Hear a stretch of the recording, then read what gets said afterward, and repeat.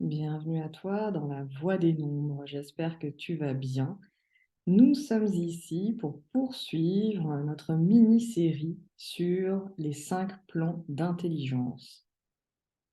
Alors j'espère que tu as suivi ces 5 plans d'intelligence, cette mini-série qui peut t'éclairer sur ta propre spirale. Si tu as déjà fait ton thème de numérologie créative avec moi, c'est une démarche spécifique de la numérologie.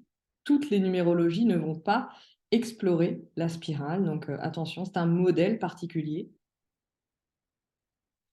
Et aujourd'hui, après avoir vu le plan physique, le plan du corps, le plan des premiers besoins, les plans instinctifs, et on a vu le plan émotionnel, relationnel, comment tu relationnes avec toi-même, comment tu es en relation avec le monde et tes besoins. Tout ça parle de tes besoins.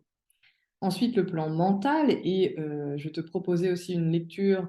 Je pense que c'est dans cet épisode-là que j'ai fait le lien aussi avec les différentes parties de notre cerveau. Donc, je t'invite à écouter si tu ne l'as pas encore fait, parce que ce modèle de spirale parle justement, fait des liens avec d'autres, j'ai envie de dire, d'autres approches, d'autres outils, d'autres connaissances que nous avons, et tout se recoupe. Et c'est bien ça qui est intéressant d'ailleurs dans les approches et quand on commence à faire des liens, c'est de comprendre que tout parle de la même chose. C'est juste que le langage, les codes sont différents, que la porte d'entrée est différente. Après le plan mental, on a vu le plan spirituel. Et donc, je te disais aussi, je pense, dans cet épisode, que par rapport à l'année 2023, le plan mental et le plan spirituel sont les deux plans d'intelligence qui sont peut-être cette année les plus questionnés sur le plan collectif, qui nous amènent à plonger en nous, à réfléchir, à se remettre en question, à questionner les dogmes, nos propres dogmes que nous avons créés sans nous en apercevoir, c'est le propre des dogmes. Et puis, nous avons vu, bah non, nous n'avons pas vu, c'est ce qu'on va faire aujourd'hui, la mission de vie. Alors, la mission de vie, c'est vraiment, j'ai mis du temps à faire cet épisode parce que je n'aime pas ce terme. Je te le dis, la première fois que je l'ai entendu, ça m'a crispée. Je pense que je suis restée longtemps crispée avec ce terme de mission de vie. Et même dans mes sessions de thèmes personnels, je pense que c'est un mot, un terme que je vais employer plein de synonymes pour essayer de ne pas enfermer. Et c'est vraiment un terme, moi, et que tu peux toi aussi entendre beaucoup dans le milieu du dev personnel. Et clairement, c'est pas du tout comment dire, la version, la vision de la numérologie créative. Et c'est de celle-là dont je vais te parler. Mais je trouvais intéressant de te raconter mon propre processus avec ce terme parce que peut-être que toi aussi, tu n'aimes pas ce terme. Et donc, parce qu'il y a cette notion d'enfermement, hein, c'est comme si justement il y avait tu sais, c'est comme les mots ambition, leadership, pouvoir, etc. On peut s'enfermer dans les définitions de mots et de termes parce qu'ils ont été utilisés d'une certaine manière pendant des décennies. Et donc, je sais très bien que les mots sont neutres à la base et que c'est nous qui en donnons une couleur, une texture et qui pouvons nous enfermer avec. Et donc, c'est intéressant parce que la mission de vie, déjà, premier point, ça parle justement, c'est le 5e nombre. Donc, si tu as une vague idée de ce que veut dire l'énergie 5, la vibration du 5, ça parle profondément de liberté. Voilà, et donc je pense que sentir que mission de vie est enfermant, c'est presque normal quelque part, de sentir que ce terme est enfermant, d'avoir eu tout un tas de concepts autour de je vais chercher ma mission de vie, je vais partir en quête de ma mission de vie, ce qui pour moi ne veut strictement rien dire. Je t'invite à voir comment ça te parle, ce que je suis en train de te raconter. Est-ce que c'est toi, ça veut dire quelque chose pour toi, ce terme de mission de vie? Qu'est-ce que ça veut dire? Est-ce que tu sens que ça contracte en toi? Et moi, je t'invite justement à, au-delà des concepts, au-delà de ce qu'on entend et pour lesquels des fois on est un peu comme ça en se disant mais qu'est-ce que c'est que ce terme? Cette posture dans laquelle j'étais. Moi, je t'invite à justement sentir ces sensations que tu as en toi. Parce que c'est ça qui est intéressant. C'est tes sensations qui te parlent Et finalement, ça te parle peut-être, je dis bien peut-être, de quelque chose qui n'est pas libre, libéré, qui ne circule pas, qui n'est pas en mouvement à l'intérieur de toi. Et c'est peut-être ça qui est intéressant ici et ce dont j'ai envie de parler. Je n'aborde pas ce terme peut-être comme tu l'aurais attendu, je ne sais pas ce que tu aurais attendu, mais j'ai envie de te l'évoquer vraiment de cette manière-là. Voilà, le 5, enfin le 5, non pas le 5, mais le cinquième nombre de la spirale, il est connecté. C'est connecté clairement à cette vibration de liberté et de libre arbitre. Donc déjà, premier point, et je t'invite vraiment à sentir comment, quand tu es entré dans cet épisode, avec quoi tu es venu, avec quelle intention tu es venu quand tu es venu écouter cet épisode sur la mission de vie. Parce que peut-être d'ailleurs, je vais en parler en communiquant d'ailleurs dessus, peut-être de cette manière, pour que les personnes ne s'arrêtent pas à la porte de l'épisode et n'entrent pas dans le studio. Ce serait dommage. Ce serait dommage parce que justement, pour moi, cette notion de mission de vie est indéfinissable. Voilà, je vais le redire encore. Et tu vas m'entendre peut-être employer tout un tas de synonymes de synonymes, de métaphores, parce que justement, c'est qu'il y a quelque chose ici qui parle d'insaisissable. Quelque chose qui est insaisissable, ce n'est pas quelque chose, justement. C'est quelque chose de subtil. Et je te rappelle aussi que la spirale, donc dans de tout premier épisode, je ne sais pas si je l'ai mentionné, mais le mouvement de la spirale que je t'invite à imaginer si tu ne l'as pas vu, si tu l'as vu parce que tu as fait ton thème avec moi, tu sais de quoi je parle quand je parle de spirale. Si tu ne l'as pas vue, cette spirale, c'est pas grave. Tu peux la voir sur mes réseaux, tu vas la trouver à un moment donné, mais même sans la voir, essaye de sentir le mouvement. C'est vraiment ça que je t'invite à sentir, c'est le mouvement qui est à l'intérieur de toi. Et donc, la spirale, avec ces 5 nombres, il y a cette idée de partir du concret, du tangible, jusqu'au subtil. Et c'est à cet endroit que nous sommes aujourd'hui. La mission de vie. Donc, la mission de vie, je vais te parler de ce terme qui, pour moi, était un terme enfermant, enfermé et enfermant, limitant. J'avais peur de ça. Et je pense que ça parle aussi de mes nombres à moi.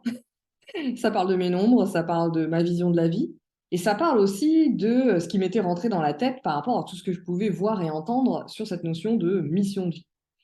Donc, on va pas être sur ça. On va parler plutôt ici de ta lumière, de quelque chose de brillant, de ce petit feu, cette petite flamme qui est à l'intérieur de toi. C'est de ça dont il s'agit ici. C'est en numérologie créative, on parle de charisme, de cette notion de charisme. Et je vais te lire quelques définitions que j'ai trouvées sur cette notion de charisme parce que je trouve ça extrêmement intéressant. Je pense que c'est encore un mot qui ne me parlait pas non plus avant et qui est connoté. Et comme nous sommes dans une période de déconstruction et de déconditionnement, hein, c'est vraiment le millénaire là, qui nous invite à nous déconditionner d'énormément de choses. Je pense que quand je vais te lire les définitions et je vais reboucler cette boucle avec la notion de mission de vie, je trouve que c'est extrêmement intéressant. C'est extrêmement intéressant de voir en quoi ces deux notions sont totalement reliées. En tous les cas, j'ai attendu, moi, de faire cet épisode. Je ne savais pas que j'étais à ce point comment dire, en distance avec ce terme. Et c'est le fait de préparer l'épisode qui m'a réconcilié avec cette notion de mission de vie. C'est pas cette notion, ce mot, ce terme, cette expression. Donc, je trouve ça magnifique. Voilà. De ne pas s'arrêter à nos croyances, nos préjugés et voilà, comme d'habitude. Donc, de faire ce travail en conscience en permanence et puis de pouvoir le partager parce qu'on on est tous concernés. Je vais te rappeler quelque chose aussi qui peut être important, intéressant pour toi, c'est que je te parle de modèle tout à l'heure, le modèle de la spirale d'évolution, la spirale d'évolution et d'involution aussi, d'ailleurs il y a les deux termes. Je t'invite à aller regarder parce que elle s'appuie, c'est un modèle qui est construit et qui s'appuie sur la spirale dynamique, donc qui a été initié par un psychologue américain, un professeur américain en psychologie qui s'appelle, alors le prénom Claire, je ne sais pas comment ça se prononce, Clare, Graves. Je te laisse chercher, mais en tous les cas, qui a été à l'initiation, à l'initiative du modèle de la spirale dynamique dont tu as peut-être entendu parler, qui est un modèle qui est basé sur des couleurs avec une forme qui parle d'évolution de l'humanité au sens collectif et de l'humain au sens individuel. Donc je trouve ça très parlant parce que la spirale d'évolution dont on parle ici dans la numérologie créative, elle est branchée évidemment sur aussi le collectif et ce qui s'y passe. Et on évolue dans un contexte, en fait. Donc, c'est hyper intéressant aussi de pouvoir revoir sur quels modèles sont basés ce dont on est en train de parler. Donc, le modèle de la spirale dynamique, donc, il y a plein de couleurs, je t'invite à aller regarder. Et donc, ce psychologue, alors, la spirale dynamique a été comment dire, créée après par ses élèves. Lui, il a fait vraiment des recherches, donc il a fait des recherches dans les années 50, hein. C'est quelqu'un qui est mort dans les années 80. Et donc, c'est pas du tout, c'est pas récent, voilà. Mais justement, c'est ça qui est intéressant. Et donc, lui, il a parlé de la théorie de l'émergence cyclique des niveaux de l'existence. Il y avait cette idée, en fait, que en avançant dans le temps, l'humain, en fait, progressait et faisait justement ce côté cyclique et intégrait petit à petit, au fur et à mesure de sa conscience, de son ouverture de conscience, ben, il intégrait les niveaux précédents. Donc il y a un peu cette histoire de niveau. Bon, je t'invite à aller pousser le sujet parce que je ne suis pas une spécialiste de ce sujet-là. Et donc, il parlait déjà aussi de connexion neuronale dans le cerveau et que, en fait, en fonction que le cerveau humain, il évoluait en fait. Pour lui, l'humain n'était pas quelqu'un, était pas, comment dire, pour lui, l'humain n'était pas statique, ne pouvait pas rester au même endroit et que il y avait quelque chose qui était toujours en mouvement, d'où la spirale. Et donc, je trouve que c'est très intéressant de le voir. Et lui, il a rassemblé tout un tas de recherches parce que je pense qu'il était frustré de voir que tout le monde fonctionnait sûrement de manière linéaire en cases. Et lui, il est venu avec ce côté beaucoup plus organique, j'ai envie de dire, avec cette notion d'ouverture. Donc, je trouve ça très éclairant aussi. Et ça peut t'éclairer, toi, si tu as envie de plonger dans les sujets, parce qu'il y avait déjà les couleurs. Et donc, là, je te rappelle que la numérologie créative est aussi basée sur les couleurs. Donc, il y a de l'énergie partout, il y a des points communs partout, il y a des sujets qui se croisent. Et je trouve intéressant de revenir aussi aux bases et aux fondamentaux, notamment dans notre année 7 2023, qui parle justement de conscience, de connaissance et de transmission. Donc, voilà, je t'invite à aller regarder si ça t'intéresse. Il y a aussi d'autres choses que je pourrais t'inviter à regarder si tu as envie de plonger dans les sujets.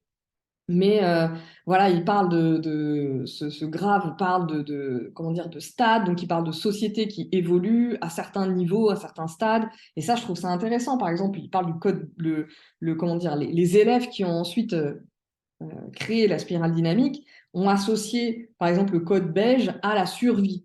200 000 ans avant aujourd'hui, cette idée de survie, cette idée de il faut manger, il faut se protéger, l'individu est seul, comment il fait? Ensuite, le clan, la sédentarité qui est arrivée il y a 50 000 ans. Donc, tu vois, la sédentarité, elle n'est pas arrivée tout de suite quand l'homme et l'humain est apparu. Justement, ça a beaucoup circulé pour se nourrir, etc., pour se protéger, pour fuir.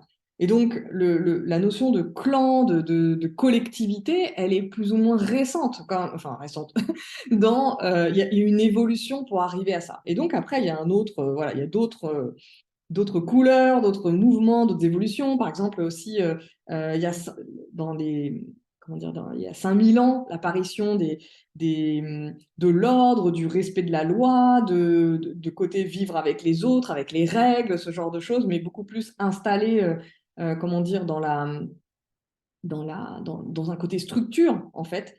Et cette notion aussi de bien et mal, les religions, etc., etc. Il y a tout un tas de mouvements comme ça. Et puis, il y a quelques décennies, le mouvement plutôt égalitaire, écologique, l'harmonie, comment vivre en paix, etc., comment être satisfait dans la vie, Bon, bah ça, c'est pas des choses, être satisfait dans la vie, être dans le bonheur, c'est pas des choses qui concernaient les êtres humains il y a 50 000 ans. Donc, on n'était pas dans le même contexte, voilà. Mais tous ces mouvements-là, c'est comme si nous étions porteurs de tous ces mouvements-là. C'est ce qui fait aussi que notre cerveau reptilien, qui conserve, justement, le mot conserver est important, qui conserve des peurs qui sont très anciennes, peut aussi encore s'activer. On a ces mémoires animales quelque part, ces mémoires animales, ces mémoires humaines, mais qui pour nous pourraient paraître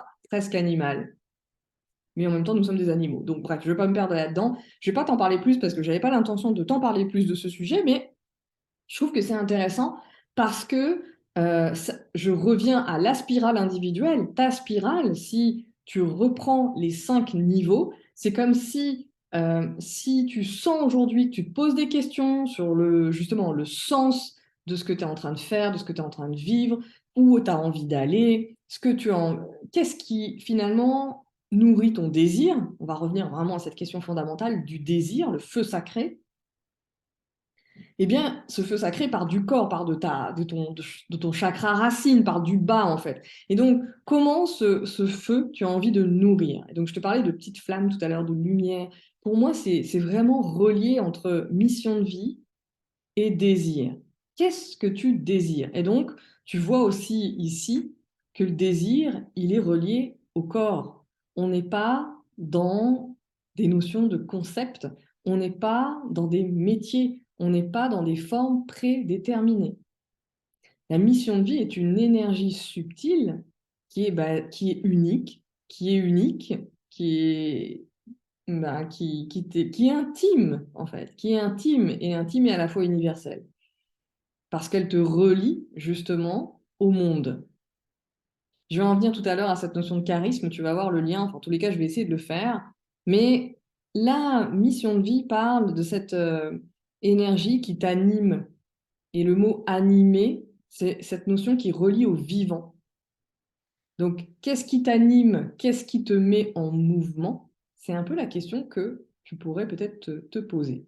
Et donc, quand je compare cette spirale dynamique sociétale d'organisation, on pourrait l'appliquer, hein, cette spirale dynamique, elle est utilisée dans les entreprises, elle est utilisée pour les entrepreneurs. On pourrait le faire ensemble d'ailleurs, tiens. Ça pourrait être intéressant comme atelier. Mais en attendant, la spirale, si on revient à ta spirale à toi, personnelle, c'est intéressant de voir à quel endroit, toi, tu es resté dans ton évolution. Peut-être que tu as parcouru justement tous les stades, mais qu'est-ce qui n'est pas intégré? Qu'est-ce qui te semble encore agité? C'est intéressant de regarder ça sur ce plan de vue-là, comme si toi, en tant que personne, tu représentais justement un morceau de l'univers, un morceau, une partie de tous les êtres humains avant toi.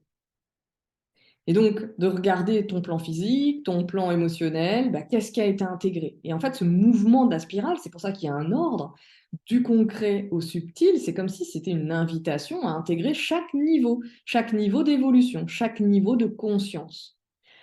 Et comment ça s'intègre ça? Par l'expérience. Par l'expérience, par toutes les expériences que tu vis. Et plus tu vis ces expériences, plus en fait ta conscience, en fait, elle s'ouvre. Elle s'ouvre à toi. Donc, je parlais aussi récemment de cette année 2023, je fais des liens avec cette année 2023 de révolution. Révolution qui veut dire retour à soi, retour à un point de départ. Révolution solaire, c'est le tour d'une planète et une autre planète qui fait le tour et qui revient à son endroit. Révolution, ça veut dire aussi retour des âmes. Pour moi, l'année 2023 est une année qui invite au retour des âmes.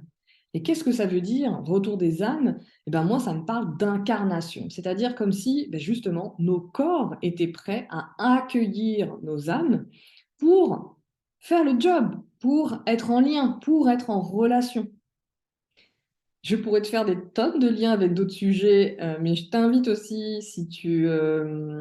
je sais plus en anglais, moi avec l'anglais c'est compliqué, mais dans quand tu commences à étudier le système nerveux, les traumas et comment ça fonctionne, on parle de système justement, et on parle aussi de la théorie de l'attachement et des parts de soi. Donc je trouve que c'est très intéressant ici, des parts de soi, parce que on peut être coupé justement de soi, être coupé de cette petite flamme, être coupé de cette petite lumière. Et donc quand on fait ce travail de reconnexion à soi, à toutes ces parts de soi, il y a cette idée de retour chez soi, justement, de retour de son âme dans sa maison. Parce qu'on se met en lien, parce qu'on se met en relation. Et c'est intéressant peut-être de voir avec quelle partie de toi tu n'es pas en relation, avec quelle partie de toi tu es coupé. Et peut-être en passant par justement là où tu as des douleurs, souvent comme on dit, les douleurs, ce sont des messages, ce sont des appels, de regarder qu'est-ce qui se passe dans ton corps, de sentir cette douleur, de te faire aider peut-être, de te faire accompagner évidemment par des pratiques somatiques. Retour à soi, retour chez soi, retour à la maison, retour dans son corps, incarnation, incarner, carner, la chair. Est-ce que ça te parle? Ou plutôt comment ça te parle, cette notion-là de retour à la maison? Et tu vois, si tu retournes dans ta maison, si chaque personne humaine retourne dans sa maison, et tu vois ce que je veux dire, enfin, je pense par rapport, si je fais le parallèle avec la consommation, l'exploitation, le fait d'être toujours à l'extérieur de soi, de peut-être regarder tout ce qui se passe autour de soi, mais de commenter, de s'agiter, mais de jamais regarder ce qui se passe à l'intérieur, parce que soit on n'est pas prêt, parce que ça fait mal, parce que c'est violent, parce que ça travaille trop, parce qu'on ne peut pas le faire seul. Donc ça, il n'y a pas de jugement ici, c'est juste s'autoriser de temps en temps à regarder qu'est-ce qu'on n'ose pas regarder justement et se dire ah oui bon bah ça je regarde pas, c'est ok. Mais c'est le début du retour chez soi justement. C'est le début comme si tu pouvais mettre un pied sur le pas de la porte. Donc dis-moi comment ça te parle, enfin dis-moi comment ça te parle. Tu peux me le dire oui via mes réseaux. Si tu veux m'envoyer un email estelle@passerellecreation.com, tu m'envoies un email. Il n'y a aucun problème, je réponds aux messages. Voilà ce que je voulais te partager déjà dans un premier temps sur cette notion de mission de vie. On va revenir sur cette notion d'animation, d'animer. Qu'est-ce qui t'anime? Qu'est-ce qui t'anime profondément? Ça, c'est une vraie question, peut-être qu'on oublie, mais quand on est dans des périodes de doute ou quand on est dans des recherches sur ce qu'on aimerait faire, ou alors quand on se sent essoufflé, acculé, quand on sent qu'on est au bout du rouleau. C'est intéressant de se poser de temps en temps peut-être pour se demander qu'est-ce qui nous anime. Et bien souvent, ce que j'ai pu remarquer, c'est dans cette première vie, en tous les cas professionnelle, il y avait toujours cette idée de travail d'un côté et loisir de l'autre. Et je t'avoue que moi, j'ai jamais compris, adhéré à cette division de la vie. Et je pense que ça parle aussi d'évolution de conscience de manière globale. Si tu le vois dans la société d'aujourd'hui, tout le monde se demande comment, enfin, beaucoup de personnes se demandent comment rejoindre toutes ces notions de plaisir et en même temps de contribution et de travail et de générer un revenu, etc., etc. Pourquoi ce serait dissocié?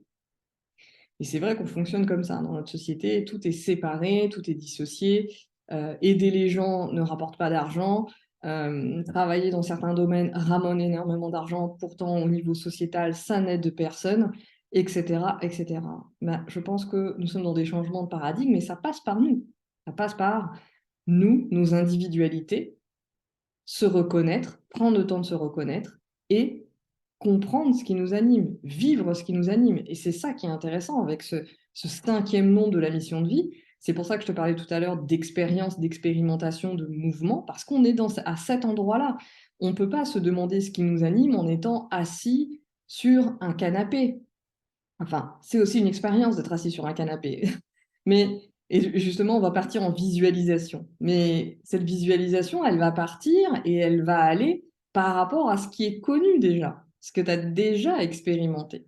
Et donc, ça revient aussi à un autre sujet que j'aborde aussi en ce moment dans mes différents espaces, c'est la notion d'enfant intérieur. Pareil, c'est un concept que je comprends.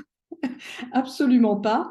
Pareil, très, très, en tout cas ces dernières années, amené de ci, de là, mais sincèrement, pour moi, ça, j'accrochais absolument pas à ce terme parce que peut-être les personnes ou les approches qui portaient ça en parlaient d'une manière vraiment très, très théorique. Mais cette notion d'enfant intérieur, c'est toi. C'est toi, en fait. Il n'y a pas de... C'est toi, tout simplement, c'est toi. Et donc, je posais la question hier dans les étincelles, dans le réseau d'entrepreneurs que j'anime. Qu'est-ce qui, non, ou c'est peut-être pas dans à cet endroit, c'est peut-être dans un live que j'ai fait ça. Qu'est-ce qui t'anime, qu'est-ce qui t'animait quand tu étais enfant, justement?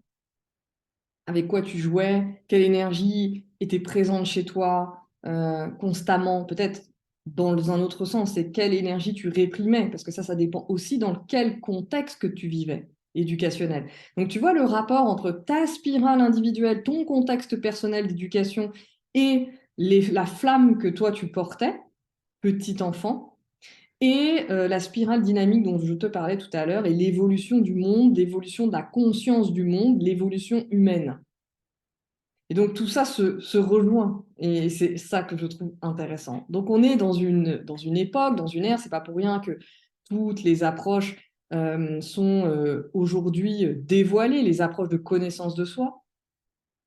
Ce n'est pas une fin en soi, justement, d'être dans la connaissance de soi, mais plutôt pour se relier, encore une fois, se relier au monde et se sentir profondément ancré et relié, car on vit en système et nous sommes nous-mêmes un système et nous vivons en système. Donc, c'est toute cette subtilité que je t'invite à visiter chez toi. Qu'est-ce qui t'anime et est-ce que ça pouvait être d'organiser des fêtes, de faire des spectacles de marionnettes, de jouer aux cartes, de jouer à des jeux vidéo, d'organiser des compétitions, toute cette énergie-là. C'est pas, tu vois, ce côté mental où on te demandait quel métier tu veux faire plus tard. Peut-être que tu disais astronaute, mais derrière, il y avait quoi comme énergie en fait?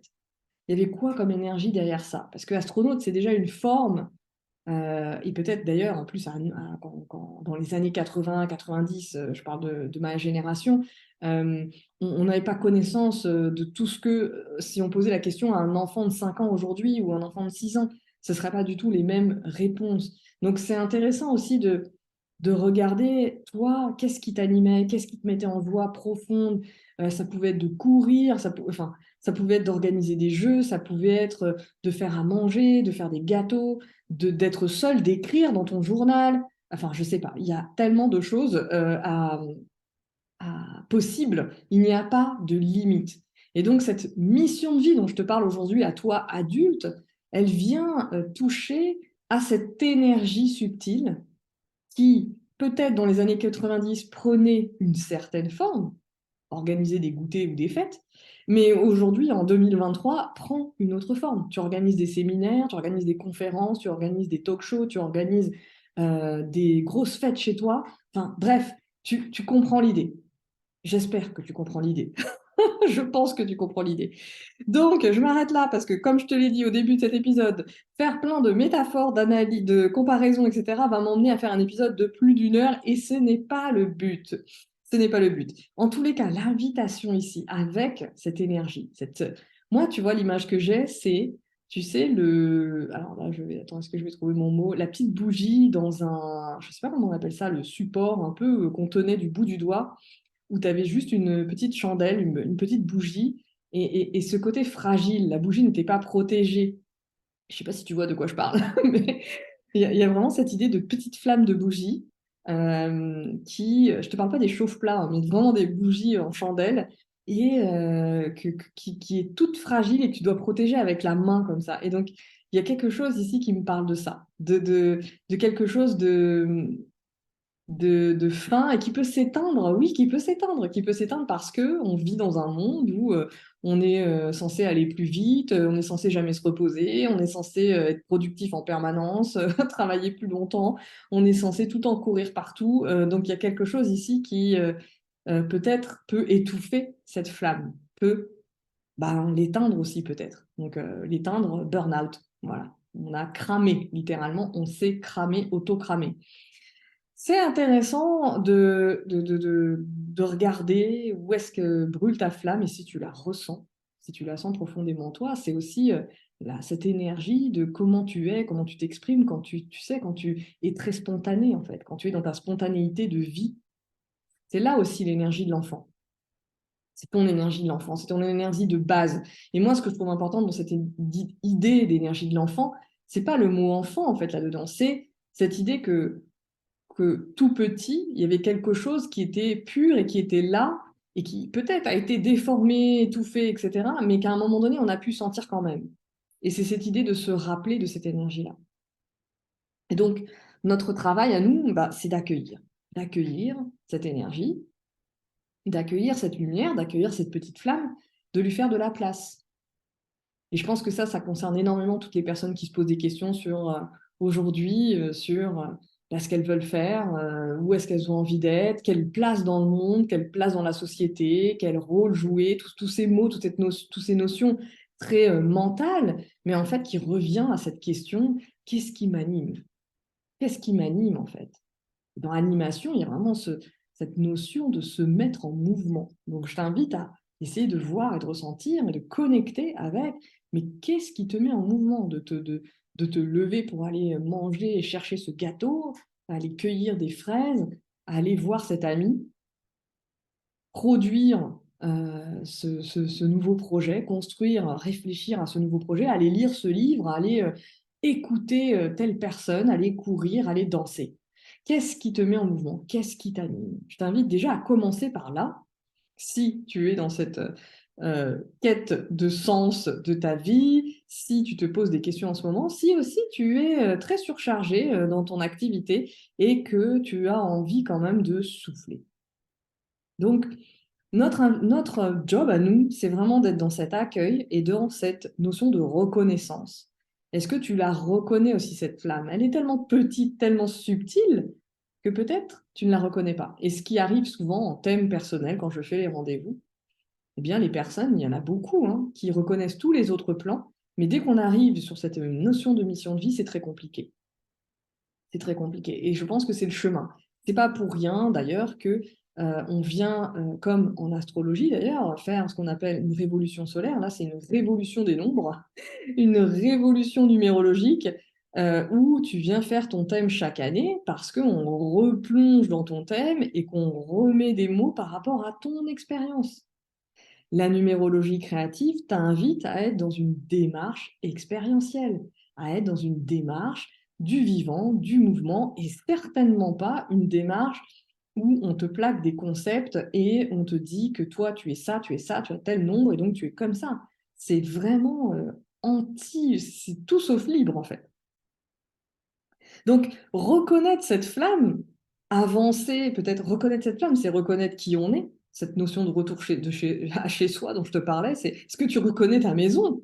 Est-ce que tu reconnais ta cheminée? Est-ce que tu reconnais ton foyer, le foyer du feu? Est-ce que tu reconnais ça?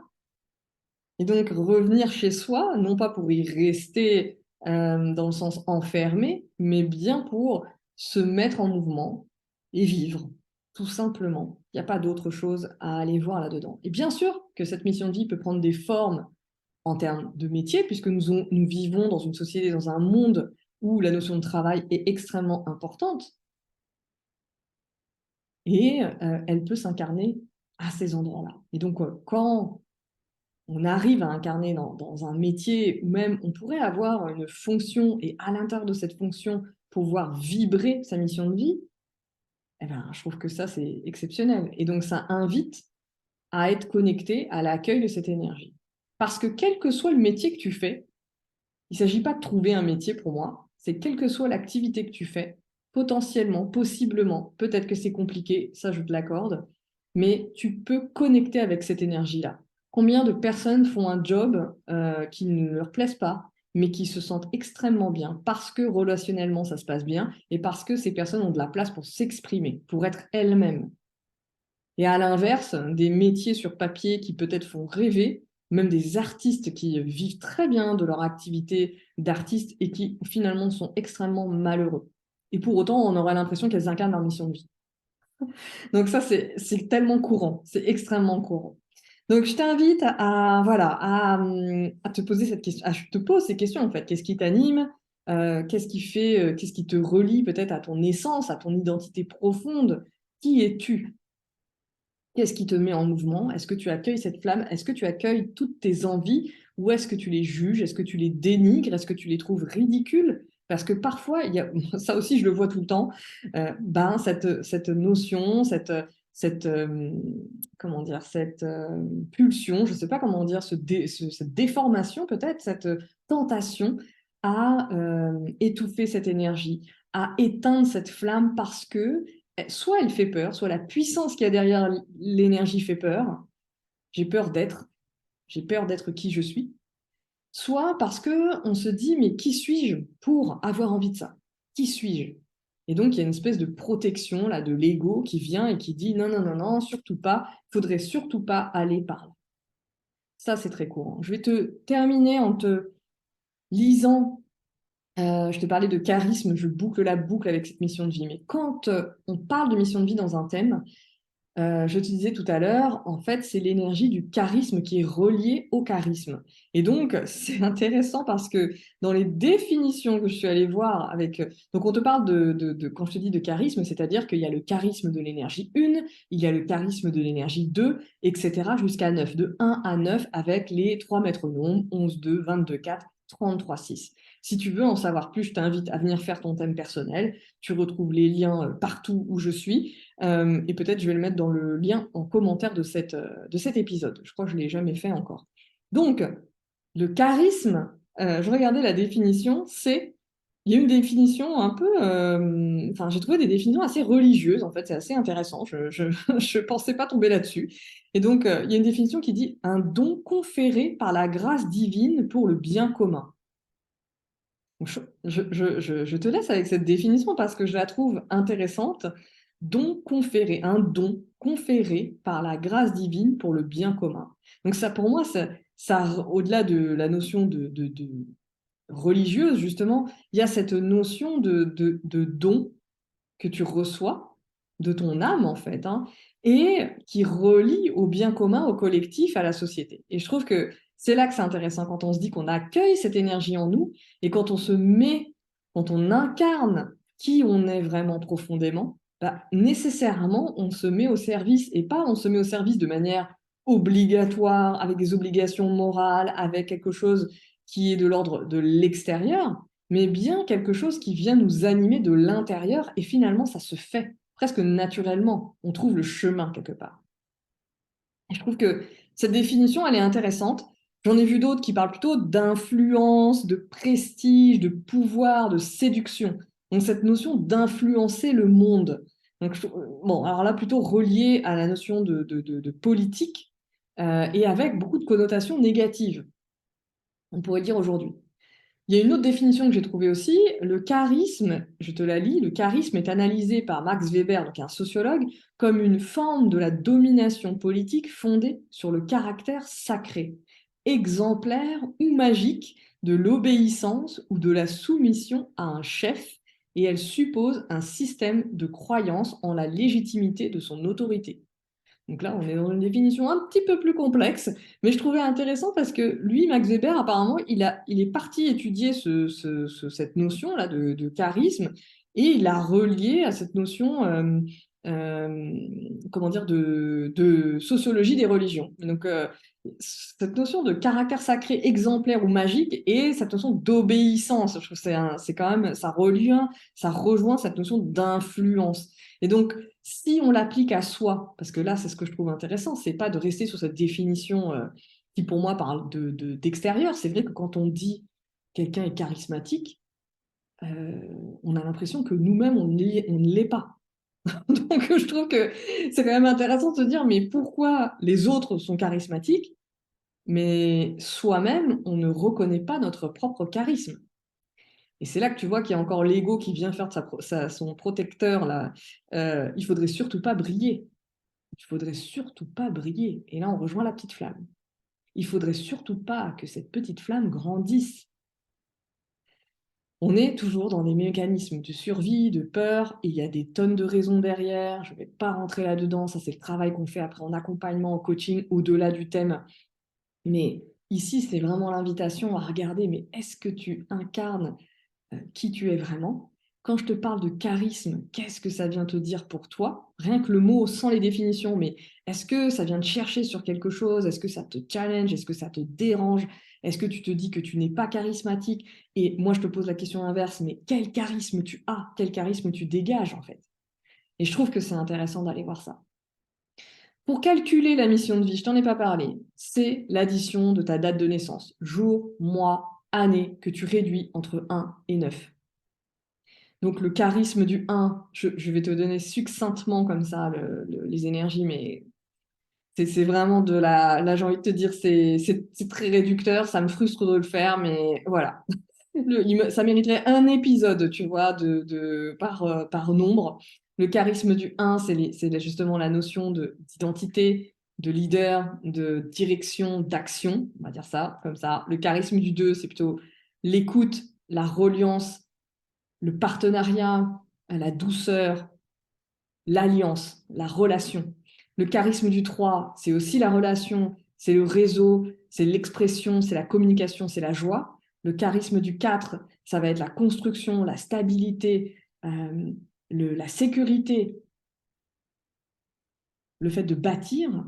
Le charisme du 5, le vivant, la liberté, le libre arbitre, le mouvement, le corps, les 5 sens.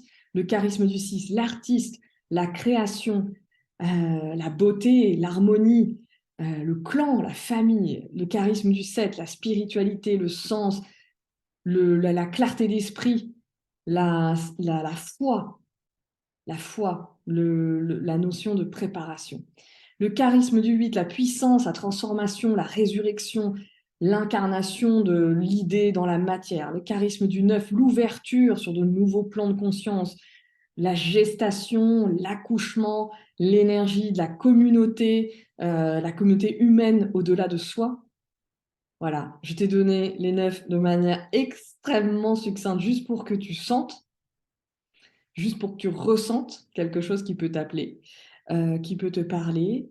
Voilà, je te laisse avec ça. En tous les cas, je pense que j'ai fait le tour de la question de ce que je voulais te dire aujourd'hui. Je t'invite vraiment à vraiment connecter avec ces notions que j'ai évoquées entre mission de vie, animation, qu'est-ce qui t'anime, le charisme, qu'est-ce que ça veut dire pour toi, comment tu reconnais ton propre charisme, cette notion de petite lumière, de petite flamme, est-ce que tu en as peur? Est-ce que tu sens qu'on a voulu l'étouffer dans ta vie, dans ta famille? Est-ce que tu sens que tu t'es étouffé toi-même avec cette petite flamme? Est-ce que tu la sens vivante et présente en toi? Tu sens qu'elle n'a aucune forme et qu'elle pourrait prendre n'importe quelle forme justement dans la matière aujourd'hui, en 2023 et dans les prochaines années, qu'elle a peut-être pris d'ailleurs une forme ces derniers temps. Peut-être tu étais justement salarié dans une entreprise où tu faisais quelque chose autour de la gestion et qu'aujourd'hui tu sens qu'il y a un autre appel et pourtant ta flamme, c'est toujours la même. Donc elle est là et elle peut prendre des formes extrêmement différentes, je le répète. Voilà, je m'arrête sur ce sujet parce que je pense que je pourrais encore te dire beaucoup de choses et je crois qu'on a atteint de l'heure du podcast. Je t'invite à déjà peut-être réécouter ton thème si tu as déjà fait ton thème personnel. En général, je t'envoie, bah, c'est pas en général, mais je t'envoie les enregistrements. Si tu as envie de faire ton thème, eh bien, je suis à ton écoute pour faire un thème qui dure, bah, ça dure 2 heures. On prend le temps pour déployer et regarder ce que tu fais. Et puis, ce que tu fais, tes questionnements, pardon. Et puis, bien sûr, on reparle de tous ces sujets dans différents, je pense, épisodes, parce que comme tu as vu, c'est dense. Je ne vais pas en parler qu'aujourd'hui. Dans la Voix des Nombres, on va prendre le temps de décliner ces sujets et j'ai envie vraiment de te parler aussi qu'est-ce qui nous empêche d'incarner notre mission de vie, qu'est-ce qui nous empêche d'être dans notre corps. C'est un très, très gros sujet de l'année 2023, justement, dans cette notion de prendre conscience et acquérir des connaissances concrètes pour faire des liens entre les sujets et ne pas rester dans des formes de théorie ou dans ce que j'appellerais moi du perchage, d'être complètement perché dans les nuages, mais vraiment de revenir sur Terre et dans notre Terre. Donc on va revenir sur ces sujets. Si tu as des questions, il y a vraiment la boîte à questions. Alors ma boîte à questions, elle est mobile, elle est sur mes réseaux, Instagram, LinkedIn ou Facebook. Tu peux m'envoyer un message privé ou par mail, estelle@passerelle et création tout attaché.com. et me poser une question par rapport à tout ce qui a été dit aujourd'hui, eh bien, je répondrai dans un épisode de podcast. Je n'ai pas trouvé encore le moyen de faire cette boîte à questions autrement. Je vais réfléchir. Si tu as des idées, des suggestions, n'hésite pas. Mais voilà, je te laisse avec ça. J'espère que cette mini-série sur les 5 plans, nos 5 plans d'intelligence sur la spirale, t'a inspiré, t'a peut-être apporté des éclairages sur comment toi tu vis les choses, que tu aies fait ton thème ou pas, peu importe. Pour moi, ces épisodes peuvent parler à tout le monde parce que tu vois bien, c'est pas sur les nombres, je viens pas t'abreuver de nombres et parler des nombres en long et en large, mais bien de qu'est-ce qui sous-tend, qu'est-ce qui est derrière en fait cette approche de connaissance de soi qui parle vraiment profondément de liberté. Je te dis à très bientôt pour la suite de nos aventures.